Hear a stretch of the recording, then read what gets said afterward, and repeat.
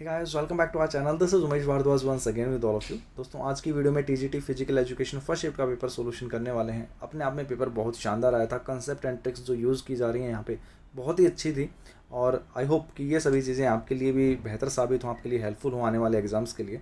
Start कर लेते हैं सोल्यूशन, बाकी सभी बातें बीच बीच में करते रहेंगे। Question number 1, what is the highest common factor of these three numbers. Highest common factor Hindi में बताया जाए तो महत्तम समापवर्ता आप इसे कह सकते हो।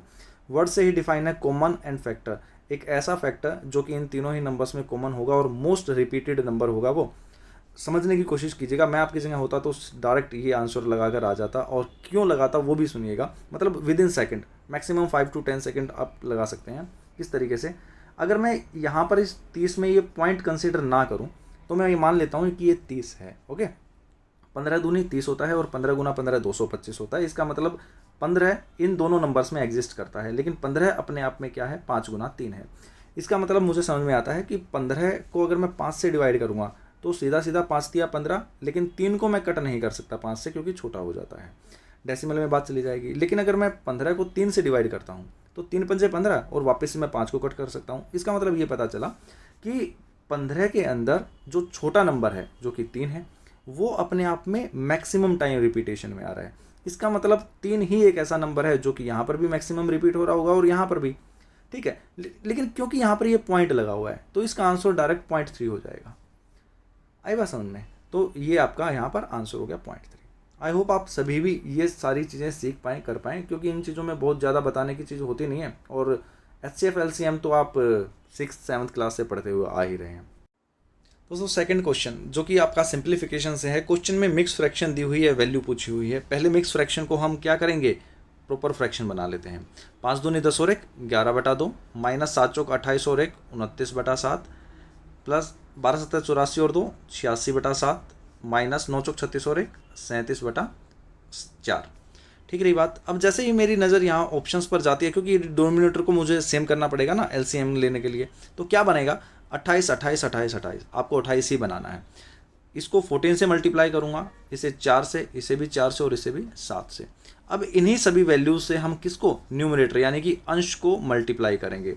14 गुना 11, 4 गुना 29, 4 गुना 86 और 7 गुना 37। मल्टीप्लाई करेंगे, 14 गुना 10 करेंगे और जमा 14 कर देंगे, यानी कि 154 आ जाएगा। माइनस 4 गुना 29 करेंगे, मतलब 116 आ जाएगा। प्लस 4 गुना 86 करेंगे तो कितना आ जाएगा, 4 6 24, 4 8 32, यानी कि 344 आ जाएगा। माइनस 7 7 49, 7 21, 259 आ जाएगा।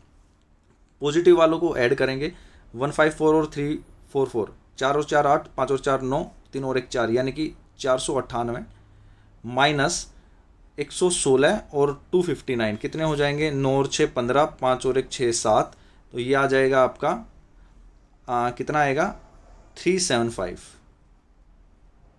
इसे आप यहाँ पे सोल्व करोगे, 498 में से 375 जाएंगे, कितना बचेगा, 123, यानी कि न्यूमरेटर पर आपका 123 बनना चाहिए। अब एक नंबर तो यहाँ पर, अब ना 3 पर फोकस कीजिए, 123 पर मत कीजिए।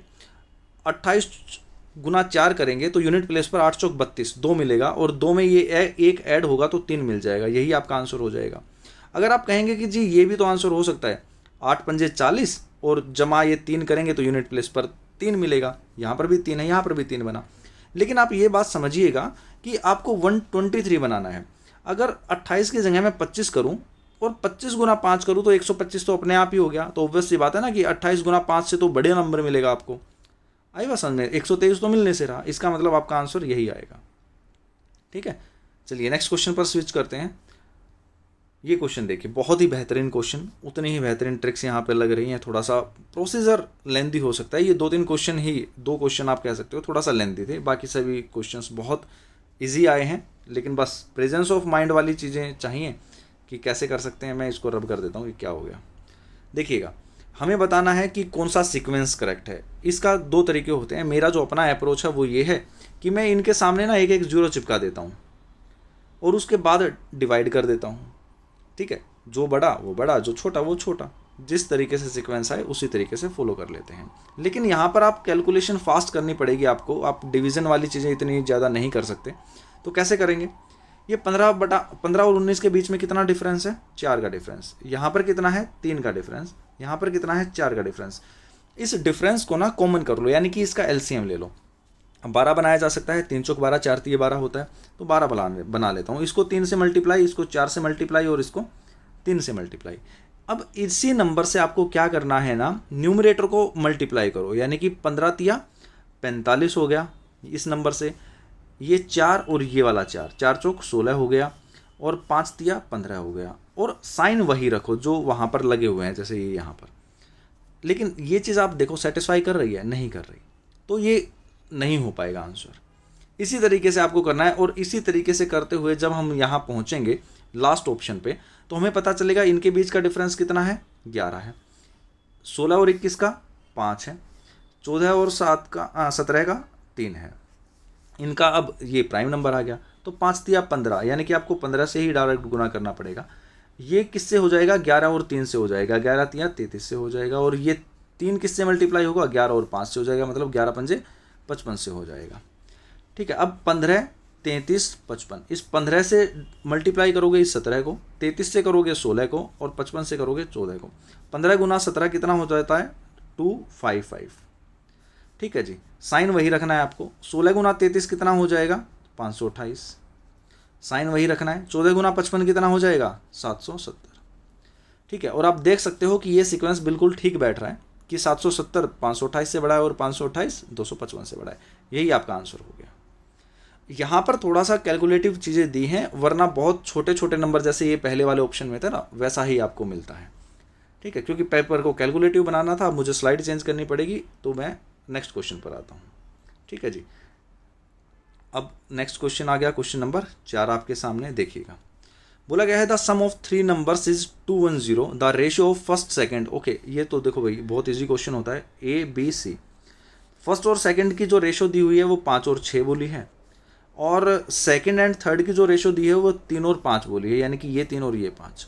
आपको ये सेम बनाना है, क्योंकि ऊपर वाले, अब ऐसा तो नहीं हो सकता ना कि बी एक केस में तो 6 है और एक में 3 बन जाएगा, बी को तो कॉमन करना पड़ेगा, तो इस वाले नंबर को भी आपको 2 से मल्टीप्लाई। अब ए की वैल्यू कितनी है? 5, बी की वैल्यू कितनी आ गई? 6, और सी की वैल्यू कितनी आ गई? 10। 6 और 5 11, नहीं सॉरी, ये आ गया 6 और 10 16, 16 और 5 21, यानी कि 21 की वैल्यू क्वेश्चन में दी हुई है 210। एक की वैल्यू आ गई जी 10। आपको सबसे छोटे नंबर की बतानी है, what is the smallest number. सबसे छोटा नंबर कौन सा है? 5। तो एक की वैल्यू 10 है, 5 की वैल्यू हो जाएगी जी 50। यही आपका आंसर है। ओके, आगे बढ़ते हैं। क्वेश्चन इसी तरीके से है, जिस जिस हिसाब से आपको क्वेश्चन में करने को बोलता रहे उसी हिसाब से आप करते रहिएगा, आगे बढ़ते रहिएगा। 5 टाइम ऑफ डायमीटर। ओके भाई, डायमीटर बोले तो ये डायमीटर इज 140, ये भाई 140 है। What is the 9 time of the area of circle. आपको पता है area of circle pi R square होता है, तो हमें आर निकालनी पड़ेगी। डी की वैल्यू क्या आ जाएगी यहाँ से? 5 दूनी 10, 5 अट्ठा 40, और जो डायमीटर होता है वो डबल होता है रेडियस का, यानी कि आर की वैल्यू क्या आ जाएगी? 14। अब पाई आर स्क्वायर, और हमें 9 टाइम निकालना है, मतलब 9 गुना 22/7 गुना 14 गुना 14, ये आ जाएगा हमारा 7 दूनी 14, ये 22 दूनी 44, और 14 गुना 9 126। ठीक है जी, और ये आप मल्टीप्लाई करोगे आपको मिलेगा 5544 सेंटीमीटर स्क्वायर, क्योंकि एरिया जो है सेंटीमीटर स्क्वायर में होता है। ठीक है, आगे बढ़ते हैं। ये आ गया जी एक ग्राफ का क्वेश्चन, और ये ग्राफ के क्वेश्चन अब की बार बहुत आ रहे हैं। मैथ्स को इसीलिए अच्छा और थोड़ा सा फास्ट एक्यूरेसी के साथ करने की ज़रूरत है। देखिएगा, यहाँ पर बोला क्या है पहली स्टेटमेंट में कि 2006 में उत्तीर्ण छात्रों की संख्या 21,600 है। 2006 में उपस्थित छात्रों की कुल संख्या 36,000 है। यहाँ पर जो इन्होंने दिया हुआ है ना, वो दिया हुआ है उत्तीर्ण वालों के लिए। 2006 की बात कर रहा है जी 60, इसका मतलब 60 की वैल्यू कितनी दी हुई है?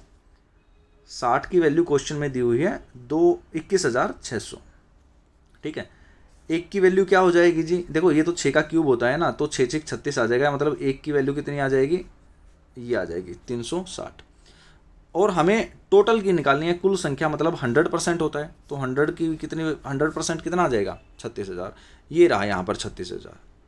ठीक है, इसका मतलब पहली इक्वेशन बिल्कुल करेक्ट है, सेटिस्फाई कर रही है। नेक्स्ट वाली स्टेटमेंट की बात करें तो बोला है कि 2009 में उत्तीर्ण छात्रों की संख्या 12,500 थी। ये है भाई 2009 25, यानी कि 25 की वैल्यू दी हुई है हमें 12500। ठीक है, तो 25 से कम 25, 25 पंजा 125 और 00 यानी कि 1 की वैल्यू कितनी आ गई 500, तो 100 की वैल्यू कितनी आ गई 50,000। ठीक है, और ये दी हुई यहाँ पर 50,000, इसका मतलब सेकंड स्टेटमेंट भी आपकी सेटिस्फाई कर रही है। 2006 में उत्तीर्ण छात्रों की संख्या और 2009 में उत्तीर्ण छात्रों की संख्या का जो अनुपात है वो 12 और 5 का है। आप देखिएगा कि क्या ये 36,000 और 50,000 12 डिवाइडेड बाय 5 बना रहे हैं, मतलब इनका जो रेशियो है वो आप कट करके देखो, ये 3 0 से 3 0 कट गई। ठीक है, और 36 और 5 ये कटेगा क्या, हाँ कट जाएगा ना, 2 से भी काटोगे तो ये 25 आ जाएगा और ये 18 आ जाएगा। ठीक है, 18-25 बन रहा है, ना कि 12-5 बन रहा है। ठीक है, 12-5 बनेगा क्या, नहीं बनेगा किसी भी तरीके से, तो ये सेटिस्फाई आपकी नहीं कर रही है। इसका मतलब आंसर क्या हो जाएगा आपका, ओनली 1 and 2। ये देखिएगा ओनली 1 and 2 यहाँ पर दिया हुआ है, ऑप्शन नंबर 4। इसी तरीके से आपको ये करना था, आप क्यों खुल रहे हो भाई। ठीक है, चलिए आगे मुझे स्लाइड चेंज करनी पड़ेगी वापस से, और ये हो गई है। क्वेश्चन नंबर 8 देखिएगा, बोला गया है एक ट्रक अपने निर्धारित समय से 4 घंटे पहले निकलता है। 560 किलोमीटर की दूरी के गंतव्य स्थान को तय करने पहुंचने में उसको 16 किलोमीटर प्रति घंटा की स्पीड से कम करनी पड़ती है। ओके, देखो उसको स्पीड कम क्यों करनी पड़ी, आप ये ध्यान दीजिए, क्योंकि वो 4 घंटे पहले निकला था, और अगर वो स्पीड कम नहीं करता तो वो 4 घंटे पहले पहुंच भी तो जाता। ये बात ध्यान रखिएगा, इतनी बात समझ में आती है। तो हम आगे सोल्व करते हैं। क्या बोला है कि भाई कम करनी पड़ती है, इसका मतलब, और हमें सामान्य गति बतानी है, सामान्य गति हमें बतानी है, इसका मतलब ऑप्शन में हमें सामान्य गति के लिए ही ऑप्शंस दिए गए होंगे। और 16 किलोमीटर हमने कम की है स्पीड अपनी, इसका मतलब यहाँ से 16 किलोमीटर कम किया होगा, मतलब 40 में से 16 माइनस आप करोगे कितना आ जाएगा 24, यानी कि दूसरी कम की हुई स्पीड 24 रही होगी। यहाँ से 16 कम करोगे व यहाँ से 16 कम करोगे, और क्योंकि मुझे दिखाई दे रहा है ये 560 है, यहाँ पर 56 है, तो मल्टीपल बन रहा है, मल्टीपल बन रहा है, तो मैं यहाँ से 16 कम करने की कोशिश करूँगा तो डायरेक्ट मुझे 40 मिलेगी। ठीक है, अब आप 560 किलोमीटर चल कर देखो, अगर आप 560 किलोमीटर, ये वाला जो 560 किलोमीटर है, अगर आप ये 56 की स्पीड से चलते हो तो 10 घंटे में पहुँच जाओगे। अगर आप यही 40 की स्पीड से चलते हो तो 560 डिवाइडेड बाई 40, 0 से 0 गई, 4 एकम 4 और 4 चौक 16, आप 14 घंटे में चलते हो, और 4 घंटे का डिफरेंस भी आ जाता है आपका, और यही 4 घंटे का डिफरेंस यहाँ पर मेंशन किया गया है। इसका मतलब आपका आंसर भी यही होगा। ठीक है, इसी तरह से आपको अप्रोच लेनी है। सबसे पहले मल्टीपल चेक करना है ऐसे ऐसे क्वेश्चंस में जहाँ पर आपका जो फॉर्मूलाज हैं वो सिर्फ और सिर्फ मल्टीप्लिकेशन और डिवीजन पर काम कर रहे हैं। ठीक है, पहली दूसरी तीसरी वस्तु के क्रय मूल्य का अनुपात। ओके, कॉस्ट प्राइस का अनुपात दिया हुआ है भाई 5:8:7। ओके, इसने बोला है कि पहली दूसरी वस्तु पर कमाया 10%, 30% का ओके कमाया लाभ मतलब, और तीसरी वस्तु पर 40 की हानि। मैं मान लेता हूँ ये 5, 8, 7 को ये 500, 800, 700 है। ठीक है, ये मेरा क्रय मूल्य आ गया। इसके ऊपर 10% का लाभ मतलब 550 रुपये, इसके ऊपर 30% का लाभ मतलब 8 या 24, 240 रुपये का फ़ायदा यानी कि 1040 रुपये। इसके ऊपर 40% की हानि यानी कि 4 सत्ता 28, 280 रुपये का नुकसान। और अगर मैं 300 घटा देता हूँ तो 400 और उसमें 20 ऐड कर देता हूँ वापस से, यानी कि 420। ठीक रही बात। ये कितना बन गया भाई, 8 और 5 13 और 7 20, यानी कि ये बन गया 2000। और ये कितना बन गया भाई, 5 और 1500 और 400 900, 990 और 2010, ये बन गया जी 2010। 2000 रुपये क्रय मूल्य था और सेलिंग प्राइस बना हमारा 2010 रुपये। ये 10 रुपये ही तो एक्स्ट्रा हैं। और आपको नज़र आ रहा होगा जो 10 रुपये हैं वो सिर्फ देखो 2000 का कितना परसेंट है, 2000 का 1% तो होगा 20। अगर 1% 20 होगा तो आधा परसेंट ही तो हुआ 10, तो आधा परसेंट बोले तो 0.5, यही आपका आंसर है। ठीक है, चलिए अगला क्वेश्चन करने की कोशिश करते हैं। इसको रब करने की कोशिश करती है पहले तो। चलिए हो गई ये तो, अब देख लेते हैं। अब अगली स्लाइड ओपन करनी पड़ेगी, देखते हैं। ये हो गई जी अगली स्लाइड ओपन, सॉल्यूशन करते हैं क्या कहता है। अच्छा, तालिका में दी हुई 7 कंपनियों द्वारा बेची गई बाइक का हिसाब किताब दिया हुआ है। ये J1 है, ये J2 है, हमें निकालना है J1 माइनस J2 जो कि यहाँ पर हमें गिवन है। J1 क्या है, एक महीने में बेची गई बाइकों का औसत मान। औसत मान के लिए हमें पहले सबको इसको ऐड करना पड़ेगा, और ये कितने नंबर हैं, 1 2 3 4 5 6 7, और 7 से डिवाइड करना पड़ेगा। तो अगर आप इन सभी को यहाँ पर ऐड करते हो, 205 165 195 250 और 135 348 242, कितना बन जाएगा ये, 1540। ठीक है जी, और ये डिवाइडेड बाय 7, 7 दूनी 14, 7 दूनी 14 0। ये तो आ गया आपका J1 वाली चीज़ें। J2 क्या कह रहा है, C6 और C7 का डिफरेंस, ये C6 और C7 का डिफरेंस 348 में से 242 अगर आप माइनस करते हो कितना आता है, 106, और 220 में से 106 माइनस करते हो जो कि J1 माइनस J2 है, कितना आ जाएगा, 114। यही आपका आंसर है।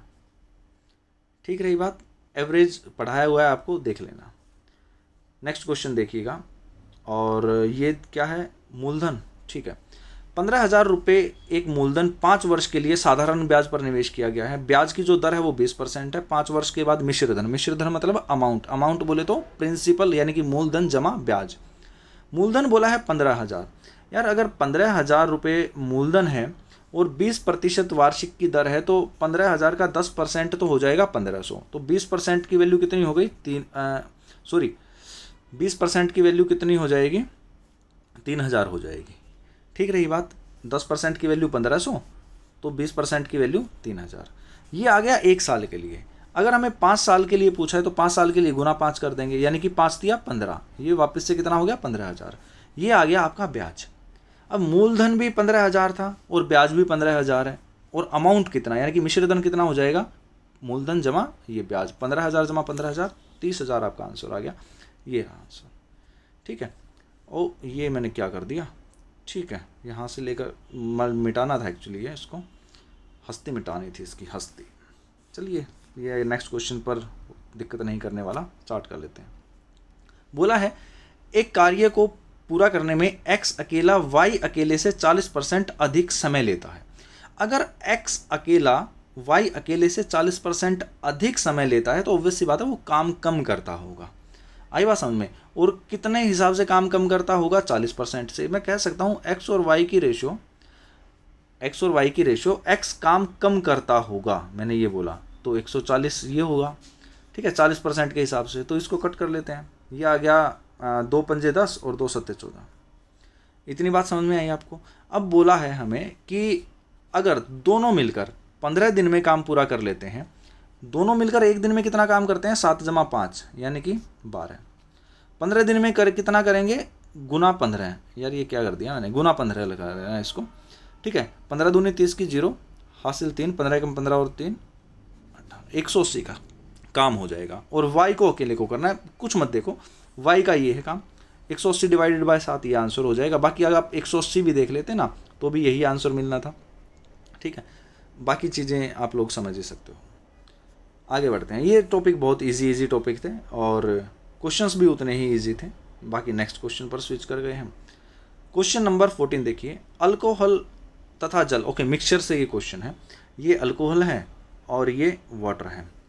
20 लीटर के मिश्रण, मतलब टोटल क्वांटिटी 20 लीटर है, मिश्रण में 20% अल्कोहल। अगर 20% अल्कोहल है तो ऑब्वियस सी बात है 80% वाटर हो गया।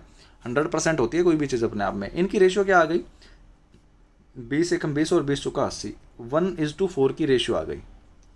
ठीक है यार क्या हो रहा है, 1:4 की रेशियो आ गई। ठीक है, 1:4 बोले तो 4 और 1 5। मैं कह सकता हूँ कि 5 की वैल्यू 20 है तो 1 की वैल्यू 4 आ गई, तो 4 की वैल्यू 16, यानी कि कह सकता हूँ अल्कोहल 4 है और पानी 16 है।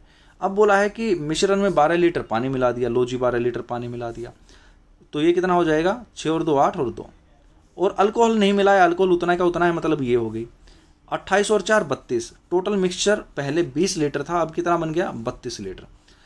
पूछा क्या है, अल्कोहल की मात्रा। भाई 32 लीटर टोटल मिक्सचर है और 32 लीटर में से कितना है अल्कोहल, 4 है। ठीक है, तो 4 एकम 4, 4 8 32, 1/8। कहने का मतलब 8 में 1 अल्कोहल है, तो 100 में कितना अल्कोहल होगा, 1/8 का आपको पता होना चाहिए। जो फ्रैक्शन होती है वो 12.5% की फ्रैक्शन होती है। ठीक है, जैसे आप कह सकते हो ना 1/4 क्या है 25% की फ्रैक्शन, 1/5 क्या है 20% की फ्रैक्शन, वैसे ही 1/8 जो होती है वो 12.5% की फ्रैक्शन होती है। तो यही आपका आंसर हो गया। ओके, आगे बढ़ते हैं। ये थोड़ी थोड़ी जो चीज़ें हैं ना वो हैं आपको कि भाई अच्छे से आप कर पाएँ क्वेश्चंस को। और नेक्स्ट क्वेश्चन भी मैं यहीं पे करा देता हूँ आपका। देखिए, ए और बी का गुणनफल हमें पूछा है, ये हमें नंबर दिया हुआ है जो कि 11 से विभाजित होता है पूरा पूरा। ए और बी की वैल्यू दी हुई है, ए जमा बी की वैल्यू 9। आपको 9 समझ में आते ही आपके माइंड में क्लिक कर जाना चाहिए कि भाई ए को अगर मैं 6 रखूँ और बी को 3 रखूँ तो 9 बन जाता है। भैया बन तो 5 और 4 पर भी जाता है, लेकिन आपको ध्यान रखना है कि हमें इस नंबर को 11 से भी विभाजित करना है। 11 से विभाजित का एक रूल है, मैं इस नंबर को पहले इधर लिख देता हूँ भैया। 2A 4 5 B 7 9। क्या है रूल कि ऑल्टरनेट डिजिट्स का सम और उन सम का आपस में फिर डिफरेंस क्या है, या तो वो 0 होना चाहिए और या फिर 11 या 11 का मल्टीपल होना, तब वो नंबर 11 से डिविजिबल होगा। मैं ए की जगह 6 रखता हूँ, बी की जगह 3 रखता हूँ। भैया ये 2 और 4 6, 6 और 3 9, 9 और 9 18। एक ऑल्टरनेट तो बन गया 18। दूसरा, ये मैंने 6 माना है ए को, तो ये 6 माना है, तो 6 और 5 11, 11 और 7 18, और इन दोनों का डिफरेंस 0 बन रहा है। इसका मतलब ये कंप्लीट नंबर 11 से डिविजिबल है। 6 और 3 मेरा सेटिस्फाई भी कर रहा है, तो 6 गुना 3 कितना हो जाएगा, मतलब a इंटू बी 18 हो जाएगा। आपका आंसर भी 18 है। ऑप्शन नंबर डी आप देख सकते हो। ठीक है, इसी तरीके से आपको पेपर में भी फटाफट करनी है चीज़ें। और ये तो मुजबानी वाला क्वेश्चन था कि भाई 256 किसका स्क्वायर है, 16 का स्क्वायर है। तो 256 की जगह रूट 256 की जगह 16 आ जाएगा। 16 जमा 9 हो जाएगा 25, और रूट 25 क्या होता है, 5 के बराबर होता है। तो ये आपका 5 आंसर आ गया। ये मुजबानी करने का था, इसमें कुछ खेल नहीं था। ये भी मुजबानी का है। नेक्स्ट क्वेश्चन, पी क्यू का 4 गुना है। मैं मान लेता हूँ जो पी है ना वो 100 है, और 100 4 गुना बोला है किसका, तो भाई 25 गुना 4 करेंगे तो ऑब्वियस सी बात है 100 बन जाएगा। तो क्यू का 4 गुना हो गया ना 100। तो हमसे पूछा है कि क्यू कितने प्रतिशत कम है। भाई ये 100 से कितना कम है, 75, और 100 के ऊपर जितना कम उतना ही प्रतिशत कम, इसका मतलब 75 ही आपका आंसर है। ओके दोस्तों, क्वेश्चन नंबर 18 है और रोम्बस से है, मेंसुरेशन का क्वेश्चन है। देखिएगा, मुझे नहीं पता कि रोम्बस को हिंदी में क्या कहते हैं। एरिया ऑफ रोम्बस दिया हुआ है 216 सेंटीमीटर स्क्वायर। डिफरेंस दिया हुआ है इसकी डायगोनल्स का 6 सेंटीमीटर, और हमसे पूछा है पेरीमीटर यानी कि चारों साइड्स का सम क्या होगा। रोम्बस होता क्या है अपने आप में वो समझिएगा पहले। मान लीजिए ये एक स्क्वायर है, स्क्वायर बोले तो जिसकी चारों साइड बराबर है, ठीक है, और इसका 90 डिग्री का एंगल है। अगर मैं इस स्क्वायर को इधर से थोड़ा सा धक्का दे देता हूँ, मतलब दे तो किधर से भी सकते हो, मैंने इधर से दे दिया। मान लो इसके शोल्डर पर मैंने इधर से मारा, तो इसकी जो कमर होगी ना वो इधर लचक जाएगी थोड़ी सी। इस तरीके से कुछ ये फिगर बन के आ जाएगी आपके सामने, कुछ ऐसे। लेकिन क्योंकि मैंने आपको पहले ही बताया कि साइड्स इसकी इक्वल हैं, तो साइड तो चेंज नहीं होने वाली, तो ये भी बराबर रहेंगी। और क्योंकि थोड़ा सा धक्का मारने के बाद इसका सेंटर ऑफ ग्रेविटी चेंज हो जाता है ना बंदे का, उसी तरीके से लचकाने के बाद इसका भी सेंटर ऑफ ग्रेविटी थोड़ा किधर आ गया, इधर आ गया। मैं बता देता हूँ आपको, ये इसके डायगोनल बना दिए, और ये जो पॉइंट है ना सेंटर, ये 90 डिग्री का बन जाएगा। ये 90 डिग्री का ना रहेगा, ये वाले 90 डिग्री के बन जाएंगे जो बीच का है। मैं अब पेन चेंज करने की इजाज़त चाहूँगा थोड़ी सी, कि चीज़ें समझा पाऊँ आपको। क्वेश्चन के अकॉर्डिंग क्या बोला है कि भाई ये जो डायगोनल है, एक डायगोनल ये और दूसरा डायगोनल ये, इन दोनों की लेंथ का जो डिफरेंस है ना वो 6 है। ये एक तो बोली है बात। दूसरा क्या है कि एरिया बोला है, कंप्लीट का एरिया 216 है। अब एक ट्राइंगल, 2 ट्राइंगल, 3 ट्राइंगल और 4 ट्राइंगल, इन चारों ट्राइंगल्स का एरिया भी सेम होता है।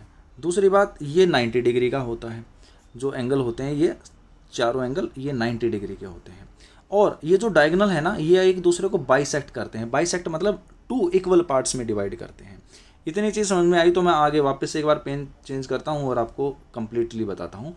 मान लेता हूँ अब जैसे ही आपको पता चला कि ये एंगल 90 डिग्री है, तो हमें ये समझ में आती है कि ये एक ट्राइंगल जो बनी वो क्या है, राइट एंगल ट्राइंगल है। बाकी तीनों बची हुई भी राइट एंगल ट्राइंगल है। मुझे प्रॉपर्टी समझ में आती है पाइथागोरस थ्योरम की, कि भाई ये 3 है, ये 4 है, तो ये 5 हो जाएगी, क्योंकि ये क्या है, ट्रिपलेट। 3 का स्क्वायर जमा 4 का स्क्वायर बराबर 5 का स्क्वायर, जो कि आपकी हाइपोटेन्यूज है, जिसे आप कर्ण बोलते हो हिंदी में। ठीक रही बात। जब इस हिसाब से मुझे ये चीज़ समझ में आई तो मैं इसको भी 4 मान लूँगा। क्यों? क्योंकि ये बाइसेक्ट कर रहा था, तो ये 4 है तो ये भी 4 है, ये 3 है तो ये भी 3 है। अब इनका डिफरेंस देखो, 3 और 3 6, 4 और 4 8, दोनों के बीच में डिफरेंस कितना आया, 2 का डिफरेंस आया। क्वेश्चन में क्या बोला है, 6 का डिफरेंस। कह सकता हूँ कि 2 की वैल्यू क्वेश्चन में 6 दी हुई है, तो इस 5 की वैल्यू क्या हो जाएगी, 1 की वैल्यू कितनी हो जाएगी, 3 हो जाएगी, और 5 की वैल्यू हो जाएगी जी 15। अब साइड कितनी आ गई, ये भी 15 है, ये भी 15 है, ये भी 15 है और ये वाली भी 15 है। 15 गुना 4 60, यही आपका आंसर है।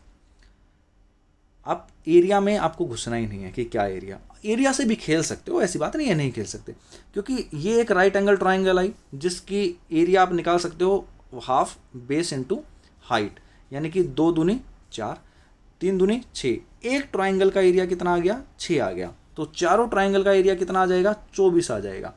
और एरिया कहने का मतलब कंप्लीट चारों ट्राइंगल को मिलाकर एक रोम्बस बन रहा है ना, तो इस ट्राइंगल का, इस एरिया का मतलब रोम्बस का एरिया कितना आ गया, 24 आ गया। किसके हिसाब से, जब हमारी साइड 5, 3 और 4 थी, लेकिन हमें एरिया कितना दिया हुआ है, 216, मतलब 24 की वैल्यू 216 है, एक की वैल्यू कितनी आ गई, 9 आ गई।